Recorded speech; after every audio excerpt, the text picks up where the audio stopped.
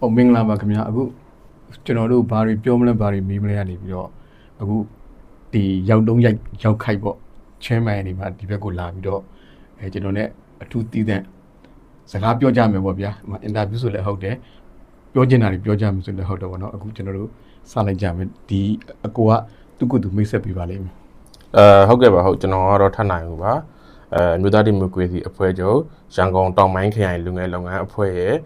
တာဝန်ခံအနေနဲ့ကျွန်တော်တာဝန်ထမ်းဆောင်နေပါတယ်ဆက်လက်ပြီးတော့ဒီ2020အထွေထွေရွေးကောက်ပွဲမှာလည်းကျွန်တော်တို့ဒီမြို့သားဒီမိုကရေစီအဖွဲ့ချုပ်ကနေပြီးတော့တာဝန်ပေးချက်အရာကြောက်တန်းမြို့နယ်ပြည်သူ့လွှတ်တော်ကိုယ်စားလှယ်အနေနဲ့ကျွန်တော်ရွေးကောက်ပွဲဝင်ခဲ့ပြီးတော့အနိုင်ရကိုယ်စားလှယ်တဦးဖြစ်ပါတယ်နောက်ပြီးတော့ဒီအခုမြို့သားညွေအစိုးရမှာလည်းကျွန်တော်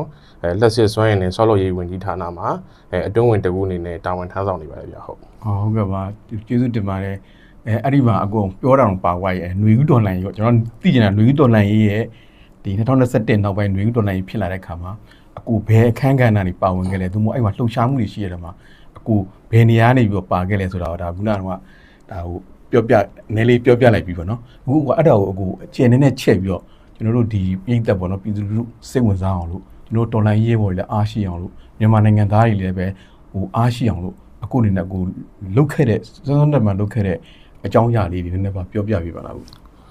ကျွန်တော်တို့ဒီဆက်အာဏာသိမ်းပြီးတဲ့နောက်မှာဒါကျွန်တော်ကတော့ကိုယ်စားလှယ်တဦးအနေနဲ့ကျွန်တော်နေပြီးတော့စီပင်ဝင်းထဲမှာကျွန်တော်ဆက်ဆက်ချင်းကျွန်တော်တို့ဝိုင်းခံထားရတာပေါ့နော်အဲ့ဒီမှာတော့ဒါကိုယ်စားလှယ်တွေအားလုံးနှီးပါပဲစစ်တပ်ကနေပြီးတော့ဝိုင်းထားခဲ့တယ်ဝိုင်းထားခဲ့ပြီးကျွန်တော်တို့ကိုအပြင်လုံးဝထွက်ခွင့်မပေးဘူးပေါ့နော်မပေးတော့ဒီကျွန်တော်တို့လည်းပါတီရဲ့လမ်းညွှန်ချက်တွေနဲ့စောင့်ပြီးတော့ကျွန်တော်တို့အဲ့မှာ3ရက်လောက်ကြာသွားတာပေါ့3ရက်ကြာပြီးရဲ့နောက်မှာတော့ဒါကျွန်တော်တို့စီပင်ရိပ်သာကနေပြီးတော့စစ်တပ်ဘက်ကလည်းပြန်ကျင်တဲ့လူတွေပြန်လို့ရပြီဆိုပြီးကျွန်တော်တို့ထွက်ခိုင်းတယ်အဲ့လိုပဲဒါကျွန်တော်တို့ပြန်လာကြတယ်ပေါ့နော်ပြန်လာပြီးရဲ့နောက်မှာတော့ဒါကျွန်တော်တို့ဒီဆန္ဒပြဖို့အတွက်ကိုပါတီကနေပြီးတော့လူကြီးတချို့ကနေဆက်သွယ်ပြီးတော့ဒါကိုယ်စားလှယ်အနေနဲ့ကွန်မြူနယ်ကိုပြန်ပြီးတော့ဆန္ဒပြရမယ်ဆိုတဲ့အခါမှာကျွန်တော်တို့ကောခေါ်တာပေါ့နော်9ရက်နေ့ကောစားခေါ်တယ်ပေါ့9ရက်နေ့မှာကိုယ်စားလှယ်တွေအားလုံးမဖြစ်မနေကွန်မြူနယ်ကိုပြန်ရမယ်ကွန်မြူနယ်မှာပြည်သူလူထုကိုဥဆောင်ပြီးတော့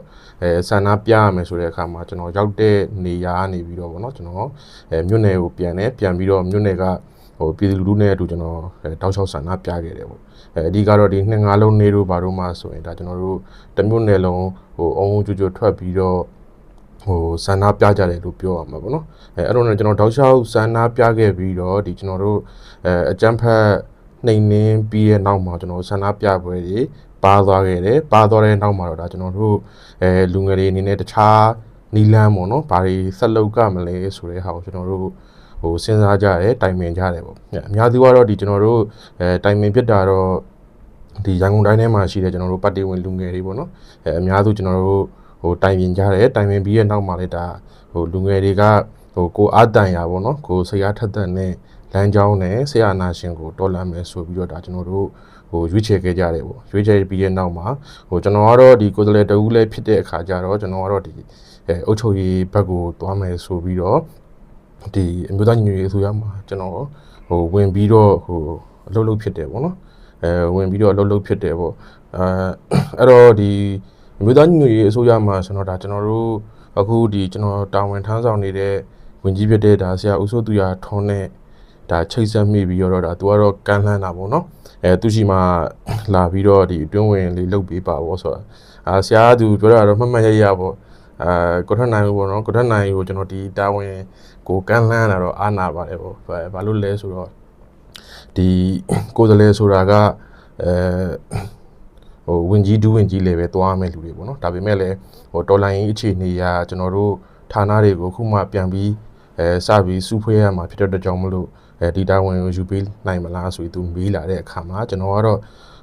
ဒီတော်လိုင်းရေးမှာပေါ့နော်ဘယ်နေရာပဲဖြစ်ဖြစ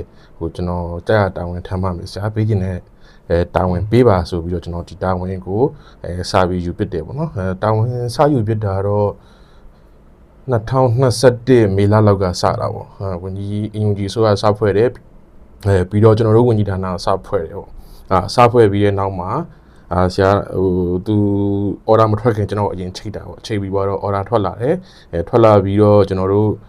စပြီးတော့ဒီအစိုးရတစ်ခုဝန်ကြီးဌာနတစ်ခုလဲပတ်ဖို့အတွက်ကျွန်တော်တို့စပြီးတော့ဆောင်ရွက်ကြတာစစချင်းတော့ဆိုရင်ကျွန်တော်တို့ဝင်ကြီးရဲ့ကျွန်တော်ရဲ့နောက်ဝန်ထမ်း2ဦးရဲ့4ဦးပဲရှိတယ်ကျွန်တော်တို့ NUG ကလည်းလွတ်တော်ကနေတည်ပြုပြီးတော့စာရွက်ပြည့်ပဲပေးလိုက်တာအင်းဝင်ကြီးလို့တော့ဆိုပြီးတော့ဘာမှမရှိဘူးအဲ့တော့ကိုယ့်ဘာကိုပဲအရင်မြစ်တွေစပြီးတော့လိုက်စုရတာပေါ့နော်ရင်းမြစ်တွေစပြီးလိုက်စုရတယ်အဲ့တော့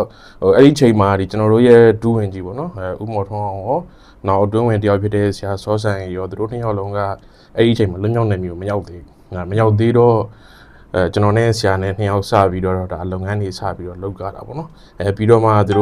တို့လွတ်မြောက်နေမျိုးရောက်လာတော့မှအားလုံးပေါင်းပြီးတော့အလုပ်တွေလုပ်ကြတာပေါ့အဲ့လိုနဲ့ပဲဒါကျွန်တော်တို့အခုဆိုရင်9နှစ်ရှိပြီပေါ့ NUG မှာဒီလက်စစ်စွမ်းရည်နဲ့ဆောက်လုပ်ရေးမှာဒါတောက်လျှောက်တာဝန်ယူခဲ့တာ9နှစ်ရှိပြီပေါ့ဒီ9နှစ်အတွင်းမှာတော့အဓိကကတော့ကျွန်တော်ယူရတဲ့အခန်းကဏ္ဍကျွန်တော်စွမ်းရည်ပိုင်းပေါ့စွမ်းရည်ပိုင်းကိုကျွန်တော်အဓိကတာဝန်ယူရတယ်ပေါ့အဲ့တော့စွမ်းရည်ကတော့အခုချိန်ဒီဒါကျွန်တော်တို့မြို့သားညီညွတ်ရေးအစိုးရရဲ့ပြည်တွင်းမှာရှိတဲ့အခွန်ငွေတွေပေါ့နော်အဲ့ဒါကိုကျွန်တော်တို့ဒါအခုချိန်ဒီအများဆုံးရှာဖွေဝေးနေတဲ့ဝန်ကြီးဌာနပေါ့အဓိကကတော့ဒီကျွန်တော်တို့ကတော့ဝန်ကြီးကတော့ဒါကျွန်တော်တို့တတိချင်းရှာတယ်လမ်းညွှန်ပေးတယ်ကျွန်တော်တို့ကတော့အဲ့ဒီချမှတ်ထားတဲ့အစိုးရမူဝါဒတွေဝန်ကြီးဌာနရဲ့မူဝါဒလမ်းညွှန်ချက်တွေကိုကျွန်တော်တို့ကတော့ကျွန်တော်တို့ရဲ့ဝန်ထမ်းရန်နေရတည်ဆောက်ထားပြီးဖြစ်တဲ့ကြောင့်မလို့အဲ့ဒီဝန်ထမ်းတွေနဲ့ပေါင်းပြီးတော့အကောင့်ထဲပေါ်ရတာပေါ့နော်အဓိကတော့ဒီကျွန်တော်တို့ ਨੇ မြေပြင်ကမှာရှိနေတဲ့ကျွန်တော်တို့ဝန်ထမ်းတွေနဲ့ဆောင်ရွက်ချက်တွေအရာပဲကျွန်တော်တို့ဝန်ကြီးဌာနကဒါဘာပဲပြော NUG မှာတော့ဝင်ငွေအများဆုံးရှာဖွေပေးနေတဲ့ဝန်ကြီးဌာနတစ်ခုဖြစ်တာပေါ့ဟုတ်အခုမှပေါ့ဒါပြည်သူလူလည်းမသိရလူတွေအများကြီးရှိတယ်ဒီလားအခုကျွန်တော်တွေ့လာတဲ့အချက်ကဒီအခုလျှက်စစ်စွမ်းအားဝန်ကြီးဌာနနေမှာနော်ဒီ NUG အတွက်ကိုပေါ့ပြည်သူလူအတွက်ကိုပေါ့ဝေကြီးတွေဘဏ္ဍာငွေတွေရှာဖွေပေးနိုင်တယ်ပေါ့နော်အဲ့ဒီ information ရမိုက်တယ်အဲ့ဒီဥစ္စာကိုအခုပြည်သူလူမြင်သာထင်သာအောင်လို့အဲ့ဒီတစ်ချက်နှစ်ချက်လောက်ကောက်နှုတ်ကျွန်တော်ပြောပြပါကျွန်တော်တို့အဓိကတစ်နှစ်ပေါ့နော်ဟိုဒီ2025တစ်နှစ်ထဲမှာတင်ဒါကျွန်တော်တို့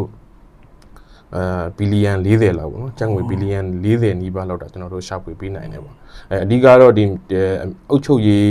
းမြေပြင်မှာကျွန်တော်တို့ရဲ့အုပ်ချုပ်ရေးရန်နေရာတွေရှိတယ်အများစုအုပ်ချုပ်ရေးရန်နေရာတွေလဲပတ်နေတာကကျွန်တော်တို့ရှာရတဲ့ဝင်ငွေနဲ့ကျွန်တော်တို့လဲပတ်နေတာဖြစ်တယ်ပေါ့နော်အဓိကဟိုဘယ်လိုလဲဆိုကျွန်တော်တို့ရှိမှာကဒီဘဏ္ဍာရေးနဲ့ပတ်သက်ပြီးတော့ NUG မှာမူဝါဒတစ်ခုရှိတယ်ကောက်ခံရရှိတဲ့အခွန်မှာကျွန်တော်အချိုးကျခွဲလိုက်တယ်ပေါ့နော်ခွဲပြီးတော့မြေပြင်မှာရှိနေတဲ့အုပ်ချုပ်ရေးဖော်ဆောင်နေတဲ့အဖွဲ့တွေကဒါသူတို့ဘယ်လောက်ပါဆင်ပေါ့တခြားနောက်တိုက်ခိုက်ရေးတာဝန်ယူနေတဲ့အဖွဲ့တွေကဘယ်လောက်ပေါ့ပြီးရင်တော့ပြည်တော်စုကဘယ်လောက်ယူမယ်ဆိုတဲ့ဟာနဲ့ကျွန်တော်တို့ငကိုတွေကFederal ကိုကျွန်တော်တို့အခြေတည်ပြီးတော့မှဖြစ်တဲ့ကြောင့်မလို့ရရှိသမျှအကျိုးမြတ်အားလုံးကိုကျွန်တော်တို့ပြည်တော်စုအကြီးပဲယူတာမဟုတ်ဘဲနဲ့မြေပြင်မှာရှိနေတဲ့အဖွဲ့အစည်းတွေရဲ့လုပ်ငန်းလည်ပတ်ဖို့အတွက်ကိုကျွန်တော်တို့အများစုထားခဲ့ပြီးတော့ကျန်တာကိုကျွန်တော်တို့ပြည်တော်စုလက်ပတ်ဖို့ပဲတုံးနေပေါ့အဲ့တော့အဓိကကတော့မြေပြင်မှာရှိနေတဲ့အုပ်ချုပ်ရေးအဖွဲ့တွေအားလုံးရဲ့လက်ပတ်တဲ့ဈေးတွေကဒီကနေပြီးပဲသွားပါတယ်ဟုတ်အဲ့တော့ကတော့ထပ်ပြီးတော့အဲ့မြင်သာကိုထပ်ပြီးကျွန်တော်တခုသိချင်တာရှိတယ်ဥပမာကျွန်တော်တို့ဒီလူအမြောက်များတိထားတဲ့ပုံစံကွယ်ဒီရလျက်စစ်ရှိမယ်ဟုတ်သို့မဟုတ်ဒီ gas နဲ့ပြီးတဲ့ gas ရှိမယ်ဟုတ်ကဲ့သို့မဟုတ် engine နဲ့မောင်းတဲ့လျက်စစ်မီရှိမယ်အဲ့လျက်စစ်မီကိုပြည်သူလူထုကတုံးတဲ့ခါမှတော့ပြီးတော့သူကအခွန်ဆောင်ရတယ်ဟုတ်ကဲ့အဲ့မှာအခုကျွန်တော်တို့ပတ်စံရတယ်ပေါ့နော်ဒါအကျဉ်းမင်းတည်တာအခုကျတော့အဲ့ဒီဘယ်လိုမျိုးရတာကျွန်တော်တို့ကဒီလက်စစ်ပိုင်းနဲ့ပတ်သက်ပြီးတော့ကတော့ကျွန်တော်တို့အခုချိန်ဒီဒါကျွန်တော်တို့ရဲ့စိုးမိုးနယ်မြေမှာရှိနေတဲ့ပြည်သူလူထုကိုကျွန်တော်တို့အခုချိန်ဒီကင်းလုပ်ခွင့်ပေးထားရတယ်ကျွန်တော်တို့လုံးဝမကောက်ဘူးပေါ့နော်ဒါပေမဲ့ဒီတခြားလုပ်ငန်းရှင်အချို့စီကနေပြီးတော့ကြွတင်ခွန်ကောက်တာတော့ရှိတယ်ကြွတင်ခွန်ဆိုတာတော့ဒီလိုပုံစံမျိုးပါအခုဒီလုပ်ငန်းရှင်တွေကိုတော့ကျွန်တော်တို့ကဟိုအခွန်ကိုကျွန်တော်တို့ကဟိုကင်းလုပ်ခွင့်မပေးဘူးဆိုင်းငံ့ပေးထားတယ်ဒီကာလမှာဆိုင်းငံ့ပေးထားတယ်တော်လိုင်းရေးပြီးရနောက်မှာကျွန်တော်တို့ပြန်ပြီးတော့အခွန်ပြန်ဆောင်ရမယ်ဆိုပြီးကျွန်တော်လုပ်ပေးထားတယ်အဲ့တော့တချို့လုပ်ငန်းရှင်တွေကိုကြောကျွန်တော်ဗာထပ်လုပ်ပေးလဲဆိုတော့โอเคဒီဒေါ်တွင်းမှာဆောင်ရင်တော့လာဆောင်တာဥပမာဟို စံသက်တစ်ခုတော့၎င်းစီသက်တစ်ခုတော့၎င်းဒါသူလုပ်ငန်းရှင်ဖြစ်သွားတဲ့အခါမှာသူတို့ကမှဟိုဒီ6လသားတော့ကျွန်တော်တို့ပမာဏတစ်ခုဆောင်ထားခြင်းနဲ့ဆိုတဲ့ဟာမျိုးကျွန်တော်တို့လာဆောင်ထားတာရှိတယ်ကျွန်တော်တို့ကအဲ့ဒါကိုစနစ်တကျကျွန်တော်လက်ခံထားတယ်ပေါ့အဲ့လိုပုံစံမျိုးနဲ့ကျွန်တော်လုပ်တာတော့ရှိတယ်ပေါ့အဓိကဝင်ငွေရတော့ကျွန်တော်တို့ဟိုစွမ်းရင်ပိုင်းဆိုင်ရာပေါ့နော်ဒီရေနံတို့စီတို့ကနေကျွန်တော်ရပါတယ်အဓိကတော့ဒီကျွန်တော်တို့ဟိုအခွန်တွေကောက်ပြီးတော့ရတာများပါတယ်ဗျအခွန်ကတော့ဒါကျွန်တော်တို့ဟို73တီတဲယူဈေးဆိုရင်ဒါကျွန်တော်ဆက်စချင်းမှာကျွန်တော်တကားလန်ကို200ကောက်တယ်ပေါ့နော်တကားလန်200ဆိုတာက1လီတာကို50ပေါ့1လီတာ50ဆိုရင်ဒါကျွန်တော်တို့ဟိုပြည်သူလူထုပေါ်မှာလည်းဒီပမာဏကြီးအရန်ဝန်တော့မဖြစ်ဘူးပေါ့နော်အဲဒါကြောင့်မို့ကျွန်တော်တို့ကဒါဆက်စချင်းမှာ1လီတာကို50နှုန်းနဲ့တကားလန်ကိုကျွန်တော်တို့200ကောက်တယ်ဒါပေမဲ့နောက်ပိုင်းမှာတော့အခုတစ်နှစ်လောက်တော့ရှိသွားပါပြီပေါ့နော်ကျွန်တော်တို့တကားလန်ကိုကျွန်တော်300တက်လိုက်တယ်ပေါ့ဘာလို့လဲဆိုတော့ဟိုဈေးတွေကအရန်တက်လာတယ်ဒါပေမဲ့အခွန်ကနည်းနေတော့ကျွန်တော်တကားလန်ကိုကျွန်တော်300တက်ပြီးတော့ကောက်ပါတယ်ဟုတ်ဒီစွမ်းရဲ့အရေးမြစ်တွေကနေမှာကွန်ပန်နာတွေရတာပေါ့နော်ဟုတ်ပါတယ်ဟုတ်အဲ့ဒါကြတော့ပြည်သူလူထုကတိတ်မသိကြဘူးပြန်အခုတော့သိသွားပြီပေါ့နောက်တစ်ခုကတော့ကျွန်တော်တို့ဝန်ကြီးဌာနကဘာဆက်တာဝန်ယူဆောက်လုပ်ရေးဝန်ကြီးဌာနမှာကျွန်တော်တာဝန်ယူထားအဲ့ဒီတော့ကျွန်တော်တို့ကဒီစိုးမိုးနယ်မြေမှာကျွန်တော်တို့လမ်းဖောက်ကရရှိတယ်တံတားဖောက်ကရရှိတယ်နောက်တချို့လမ်းတွေပြင်ရတာရှိတယ်တရားတွေပြင်ရရှိတယ်ဒါတွေလည်းဟိုကျွန်တော်တို့တောက်လျှောက်လုပ်နေတယ်ပေါ့နော်အဓိကကတော့အခုဒီမိုးကုံလို့ဘာလို့ဆိုတော့ဒါကျွန်တော်တို့လုပ်ငန်းပြန်စရတဲ့အချိန်ပေါ့အဲ့ဒီချိန်ဆိုရင်တော့ဒါကျွန်တော်တို့အဓိကဒီစစ်ဆောင်လမ်းတို့ပြီးတော့စည်ရေးရရေးပါတဲ့လမ်းတို့ပေါ့နော်အဲ့ဒီလမ်းတွေတော့ကျွန်တော်တို့ဝန်ကြီးဌာနနေပြီးတော့တာဝန်ပြီးဖောက်လုပ်ပေးနေပါတယ်ဟုတ်ဖောက်လုပ်ပေးရတယ်ပြုပြင်ပေးရတယ်ထိန်းသိမ်းပေးရတာပေါ့နော်အဲ့အတွက်လည်းဈေးတွေကရှိတာပေါ့အဲ့ဒီမှာခုနဟိုအကိုပြောရတဲ့မှာပါတယ်ပေါ့နော်ကျွန်တော်တို့ဝန်ကြီးဌာနရဲ့လှုပ်ဆောင်မှုတွေကိုပြည်သူတွေကမသိကြဘူးပေါ့အဓိကကတော့ဟိုကျွန်တော်တို့ကဟိုမနက်တိုင်းတက်လို့မရတဲ့ဝန်ကြီးဌာနပေါ့နော်ဘာလို့လဲဆိုတော့ဟိုတနေရာမှာကျွန်တော်တို့ကဒီပြည်သူလူထုအတွက်အကျိုးရှိမဲ့အရာတခုခုကိုလုပ်ပြီးဟေ့လို့ကျွန်တော်တို့ကထုတ်ပြောလို့မရဘူးဘာလို့လဲဆိုတော့အဲ့လိုထုတ်ပြောလိုက်ပြီးဟေ့ဆိုရင်တေချာတာကတစ်ဖက်ကနေပြီးတော့ air strike ပါညာချက်ချင်းလာနိုင်တယ်ပေါ့နော်လာနိုင်တော့ကျွန်တော်တို့ကအဲ့ဒါကိုစိုးရိမ်တော့ကျွန်တော်တို့ကတော့ဟိုဘယ်နေရာမှာဘာလုပ်တယ်ဘယ်နေရာမှာတော့ဘာတွေလုပ်နေတယ်ဆိုတဲ့ဟာတွေကိုတော့ကျွန်တော်တို့ဟိုမပြောဘူးပေါ့နော်မပြောဘဲဒါရီတော့ကျွန်တော်ရေဘူးကသဘောမျိုးပဲကျွန်တော်ပြောတာရှိအဲ့တော့ဟိုပြည်သူတွေရဲ့အမြင်မှာဒါကျွန်တော်တို့ဝန်ကြီးဌာနကဘာမှမလုပ်ဘူးဆိုတဲ့ပုံစံမျိုးတော့ပေါက်နေတာပေါ့နော်ဝေဖန်မှုတွေလည်းဒါဟိုကျွန်တော်တို့အများကြီးခံရတာပေါ့နော်ဘာလို့လဲဆိုတော့ဘယ်လိုတွေလုပ်နေလဲပေါ့ဒါဝန်ကြီးဌာနကြီးအဖွဲ့ထားပြီးသားအလကားပေါ့နော်ဒါပေမဲ့ဟိုကျွန်တော်တို့ရှိရဟိုကျွန်တော်တို့မှလည်းအစင်းစင်းဝန်ထမ်းတွေရှိတော့သူတို့ကျွန်တော်ပြောတယ်မဟုတ်ကိုလုတ်တာကတစ်ချိန်ကျရင်တမိုင်းဖြစ်သွားလိမ့်မယ်ဒီချိန်မှာတော့အားလုံးအနေရကင်းမှုပေါ့နော်အဲ့ဒါအရေးကြီးဆုံးပဲအဲ့တော့အကျိုးရှိရမယ်အနေရကင်းရမယ်အဲ့တော့ဒီပုံမှာပဲမူတည်ပြီးတော့အလုပ်တွေကိုလုပ်ပါဆိုပြီးတော့ကျွန်တော်တို့ကတော့ဒီတိုင်းပဲသွားနေတယ်ပေါ့အခုထိပဲပေါ့နော်အဲ့တော့ပြည်သူလူထုကိုကျွန်တော်အကျိုးပြုနိုင်ရမယ်အားလုံးအနေရကင်းနိုင်ရမယ်အဲ့ဒီဘောင်တွေကနေပဲကျွန်တော်တို့ဟိုသွားနေပါတယ်ဟိုရေရှည်လဲသွားလို့ရမှာပေါ့ဟုတ်ကဲ့ဟုတ်အခုမှဟိုလန်ခုလက်အခိုက်အတန့်မှာဟာလာဟိုကဘုံကျက်တရားဘုံကျက်မဖြစ်အောင်လို့ကိုယ့်ဘက်ကတချို့ခါတွေကမပြောချင်ပေမဲ့မပြောတာဘူးပေါ့နော်။ဘာပဲပြောအခုအကူပြောလိုက်တဲ့ဥစ္စာကိုကျွန်တော်လည်းမြင်သိမှမြင်သွားပြီ။ဟုတ်ကဲ့။ပြည်သူလူထုအဲ့ဒါကိုမသိတာ။ဘယ်ကရလို့ဘာတွေလုပ်လို့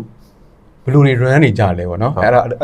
ါဒီဟာလေးကိုသိလို့ရှိရင်ချက်ယူလို့ရပြီလား။စဉ်းစားလို့ရသွားပြီပေါ့နော်။အခုအဲ့ဒီလိုဟိုဒီ NUG မှာဒီအတွင်းဝင်နေရတဲ့ပါဝင်ပြီးတော့ဒီလှုပ်ရှားဆောင်ရွက်နေတာတွေပေါ့နော်။ဟိုပေါ်တဲ့နေအခုဆိုကျွန်တော်လည်းမြင်သွားပြီပေါ့နော်။အဲ့အခုနောက်ဒီတွေဥတော်နိုင်မှာနောက်လှုပ်ရှားမှုတွေအခုရှိသေးလားရှိနေနည်းနည်းလေးနောက်တစ်ခုကတော့အဓိကကတော့ဒီကျွန်တော်တို့လူငယ်တွေပေါ့နော်လူငယ်တွေပါဝင်နေတဲ့တိုင်းရင်းတပ်ဖွဲ့တွေရှိတာပေါ့အများကြီးရှိတယ်ပေါ့လူငယ်ဆိုတာ NLD လူငယ်တွေပေါ့အဓိကတော့ကိုယ်နဲ့ရင်းနှီးတာကတောက်လျှောက်ကဟိုပေါင်းလာခဲ့ဒီလူငယ်တွေပဲဆိုတော့အဲ့တော့တချို့ဟိုတိုင်းရင်းတပ်ဖွဲ့တွေကလိုအပ်တာရှိရင်တော့လာနဘူးနဇာလာတော့เนาะလောက်ပါအောင်ပတ်စံဒါဟိုအချင်းချင်းဆိုတော့လေငါတို့ဖွဲ့တော့ဒါကြီးလိုနေတယ်မင်းတို့ဝိုင်းရှာပေးအောင်ဆိုတဲ့ဟာမျိုးတွေပေါ့နော်အဓိကတော့ဒီနောက်ကိုရနေပြီးတော့အဲ့ဒါရန်မုံငွေရှာပေးပြီးတော့သူတို့ထောက်ပံ့တဲ့ကိစ္စတွေတော့လုပ်ဖြစ်ပါတယ်နောက်တစ်ခုကတော့ဒီကျွန်တော်ဟိုလွတ်တော်ကိုယ်တော်တူနေနဲ့လေဒါ CRPA နဲ့ပေါင်းပြီးတခြားလွတ်တော်နဲ့ဆိုင်တဲ့ကိစ္စတွေတော့လုပ်ပါတယ်ဗျာဟုတ်ကောင်းတယ်ကိုဟုတ်တော့ဒါဆိုကျွန်တော်ဆိုလို့ရှိရင်အကူရဲ့ဟိုလှုပ်ရှားမှုပေါ့နော်ဟိုပြည်စုံလောက်ရှိသွားပြီပေါ့ဟုတ်ကဲ့ဟုတ်ဒီတဲ့ပြည်စုံအကူပြောလို့ရတယ်ဒါပေမဲ့မပြောသင့်နေလို့ပြောသင့်တယ်လို့အကူမပြောတာကျွန်တော်လည်းအဲ့ဒါကိုနားတယ်နော်ပြည်သူလူထုလည်းပဲနားထောင်လည်းပြည်သက်လည်းပဲနားလဲမှာပဲပေါ့နော်အဲ့ဒါအဲ့တော့ဘာဖြည့်ဆွက်ခြင်းတွေလဲအခုနဲ့ဖြည့်ဆွက်ခြင်းလားလွတ်လပ်ဖြည့်ဆွက်လို့ရတယ်ပြည်သူလူထုလည်းအသိပေးလို့ရတယ်ပေါ့နော်ဟုတ်ဟိုကျွန်တော်တို့အဓိကကတော့ဟိုဥဆောင်တဲ့သူတွေရောဒီပုံမှာပါဝင်နေတဲ့လူတွေရောကတော့ဒီတော်ရန်ရေးပုံမှာဒါကျွန်တော်တို့ဟိုအောင်မြင်ရမယ်ဆိုတဲ့ စိတ်နဲ့ပဲဒါဆိုင်မတ်ကျွန်တော်တို့သွားနေတယ်ပေါ့နော်ဒီထဲမှာတော့ဒါဟိုစုံပြတချို့တော့ပါကောင်းပါမှာပေါ့အဲ့တော့ဟိုစုံပြတချို့တော့ပါကောင်းပါနိုင်တယ်ဒီစုံပြလက်တဲ့နိုင်ငံမှာကျွန်တော်တို့ဟိုဒါအစင်စင်ဖယ်ထုတ်နေကြတယ်ပေါ့နော်အဲ့တော့ဟိုအဓိကကတော့ NUG ကတော့ဒါပြည်သူတွေရွေးကောက်တင်မြှောက်ထားတဲ့အစိုးရတရက်အနေနဲ့ဒါကျွန်တော်တို့ဟိုတော်လန်ရေးအောင်ဖို့အတွက်ကိုမဟာမိတ်အဖွဲ့တွေနဲ့ဒါကျွန်တော်တို့ပေါင်းစည်းပြီးတော့ကျွန်တော်တို့ဒါဟိုဆက်သွားမယ်ပေါ့နော်အများဆုံးလည်းကျွန်တော်တို့ဒေါ်လာရေးအောင်ဖို့အတွက်စူးစမ်းနေပါတယ်ကျွန်တော်တို့ဘက်ကလည်းဟုတ်